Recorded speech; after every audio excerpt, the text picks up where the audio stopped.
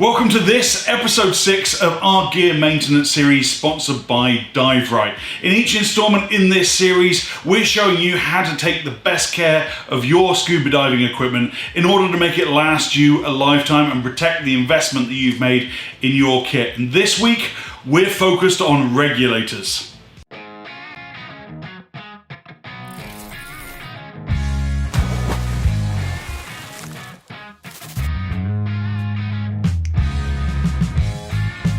Ladies and gentlemen, what's going on and welcome to Divers Ready. My name's James. It is so great to see all of your smiling faces out there. And welcome back to this, the 6th installment in our series on gear maintenance. Brought to you by the good people at Dive Rite, who make equipment for serious divers.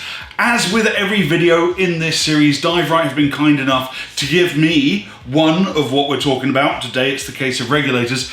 And I'm going to go through the maintenance tips and show you how to best care for that piece of equipment. And then at the end of this video, I'll be telling you how you can enter to win.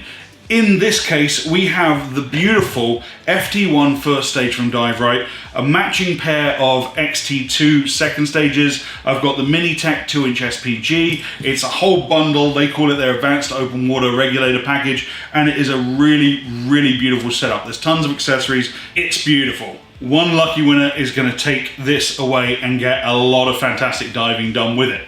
But first, let's go through the tips, and as with every video in this series, I will divide it up into different sections. So we're going to look at how to clean your regulator, how to make sure that it lasts you a long time. We're going to look at maintenance, both preventative maintenance that you can do yourself, and also how you should get it serviced by an authorized service technician. And then lastly, we're going to look at how you should store your regulator to make sure that it's safe in between your periods of diving. Let's start with cleaning then. I've got a bucket of fresh, clean water here, and I've got 6 words for you, ladies and gentlemen. Dust caps, dust caps, dust caps.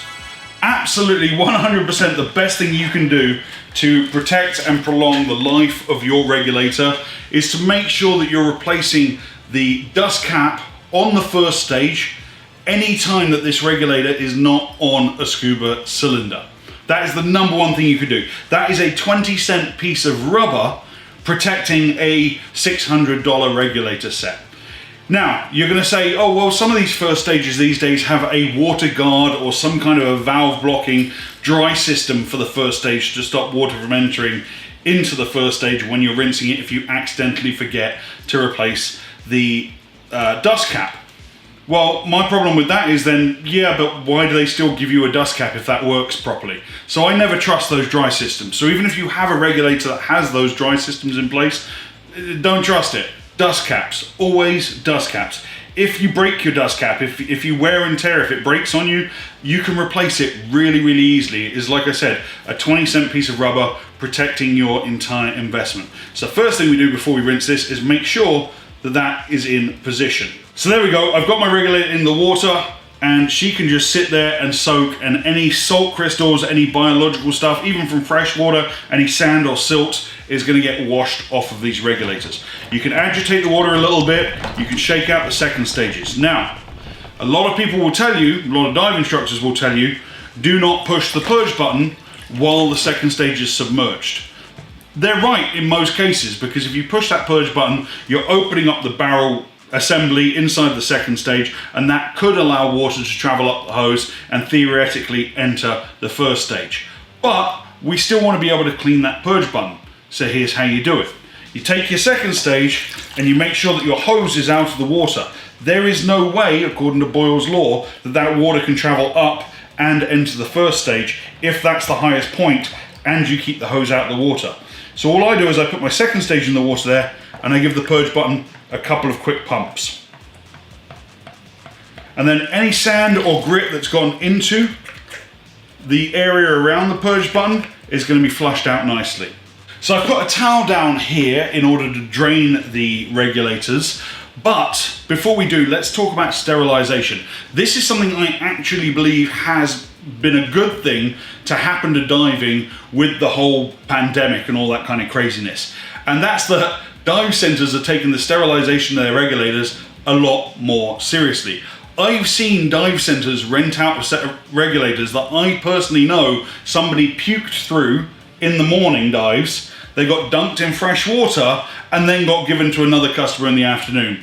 No sterilization, no taking it apart, no washing it. I've seen it with my own eyes.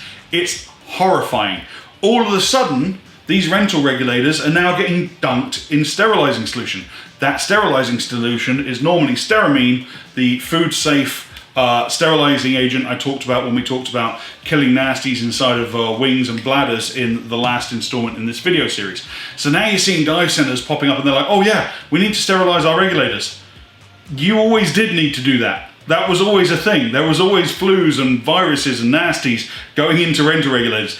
So have a look at your regulators. Now, even if you're the only person to dive that reg set and you're not giving it out to anyone else, it's not a communal pool of regulators, it's your own thing, you still don't want to be having lung butter and phlegm and mouth mushrooms and things growing inside your second stage. It's not good. It's not healthy for the regulator, and it's sure as hell not healthy to you. So I do recommend still sterilizing the regulators, even if you're the only one using them.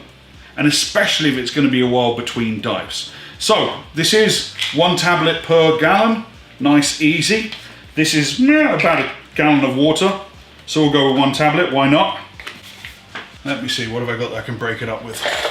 Flat end of a screwdriver. Break that up a little bit there.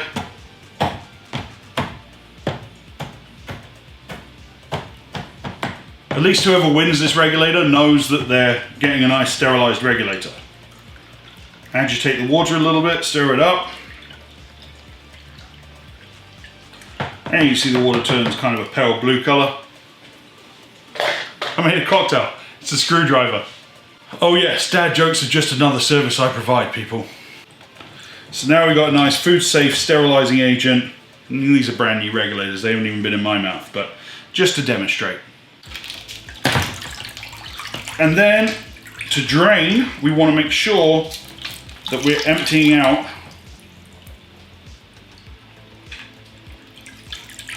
the second stages. Now, if your regulator system has a Venturi lever, if it has a breathing assist dial, these are also things you want to make sure you're rinsing, because that is a threaded screw essentially, and you want to make sure there's no silt or sand or biologicals or anything like that getting into these working mechanisms, and making sure that these are always going to work nice and smoothly. So I would just hold that again in the water and just rotate the Venturi lever both ways. I would screw the breathing assist dial all the way in, back it all the way back out again, and just make sure that all those little parts in there get a nice thorough rinse. Then I'm going to try and make sure that I dry them with the second stages and the mouthpieces pointing down. Always, of course, out of direct sunlight. So let's move on then and talk about maintenance. The number one tip I've got for you to help make your regulators last a very long time is make sure you follow the service schedule. No matter what brand of regulator you're diving, if you check your user manual, they're going to tell you how often you should get your regs serviced. Sometimes it's measured in years, like every year, every 2 years, 3 years, whatever, or it's measured in number of dives, so every 200 dives, every 250.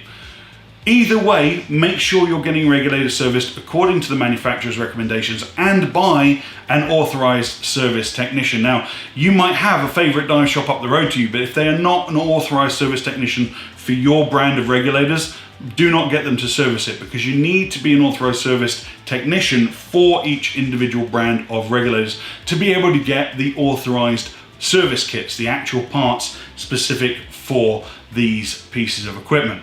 Now, I get my regs serviced every year because I put a ton of dives on them, so we do a full service. What does a full regulator service entail? Well, step one is disassembly. So take all the hoses off, take all the second stages apart, take the first stage apart, and throw away any wear and tear parts like high pressure seats and O-rings. All of those parts then get gathered up and put into an ultrasonic bath for a really, really deep clean. They get drained, rinsed, dried, and then the regulators get reassembled with all new parts. The next step is to make sure that the regulator is tested, make sure the IP is exactly where it needs to be, and then that regulator will be given back to you, the customer. So that's how a really thorough regulator service happens. But in between service periods, it's not a bad idea to get your regulators bench tested. So what a bench test is you take your regulators in whole, they don't disassemble them, they take your low pressure inflator hose, plug it into an intermediary pressure gauge and crank on the gas. And they're going to check that the intermediary pressure that your first stage is putting out is where it needs to be according to manufacturer's specifications. If you have any small knocks or problems with your regulators, the chances are it's either because the IP is too low or too high. So that could be something like a free-flowing regulator, you could be having a leak from a hose somewhere, it can be a simple fix. If you have a yoke regulator inside the first stage, you should be able to see what looks like a little metal mesh. That is your yoke filter. If you look at that and it is any color other than shiny stainless steel, it needs to be changed. That is the first place to corrode, and because it's a filter, any corrosion in there can clog it up and seriously compromise the breathing ease of your entire regulator system. So have a look in there. I'll get my macro lens and take a nice shot of it. You'll see that little filter. This is a brand new regulator. It's nice and shiny. Now go and have a look at yours. Yeah? Is it slightly bluish? Is there a white powder cake in the inside of it? Is there any kind of nastiness in there at all? Or is it a nice shiny stainless steel like this one? If you've got any corrosion in there, go and get your regulator serviced by an authorized service technician. Let's talk about preventative maintenance. There's really only two pieces of preventative maintenance that I recommend the layman, the average regulator owner, tackle on their own. The first is the mouthpiece, which is of course a wear and tear item.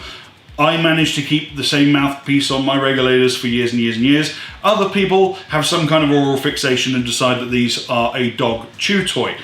They get bite tabs on them, you start to bite through them, it becomes harder to hold the second stage in your mouth, and your dive enjoyment is definitely compromised. That is an easy change that any diver should be able to do. I've got a whole video for it, which I will link up above there, on how to change out the mouthpieces. Now, what we haven't talked about yet on this channel are hoses. Hoses are a wear and tear item. They get abrasions, they get bent wrong in a dive gear bag and get kinks in them, O-rings that need to be changed, all that good stuff. I recommend, and I personally follow the advice, that I change out all my hoses every 5 years. But do check the user manual from your manufacturer and see what your brand's specific recommendation is for changing out the hoses. I personally believe that any diver should be able to change out their hoses. You buy new hoses, you throw the entirety of this one away. It's a simple job. All you've got to remember is to make sure you use the right size wrench and not to over tighten them when you're putting the new hoses on. Also, when you then go and put your first stage on a tank for the first time, make sure you're super easy cranking that pressure on to make sure that everything is done up correctly. So let's talk about storing and transporting your regulators then to make sure they stay protected. I've always thought that the sign of a really top class regulator is that when you buy it, they give you something to protect it with. It's an investment, the manufacturer recognizes that, and they give you a regulator bag. Oh, like this one. Yeah, this is one of the nicer regulator bags I've ever seen from Dive Rite that comes with the Adventure Open Water set. It's a padded dry bag with an actual drain valve on it.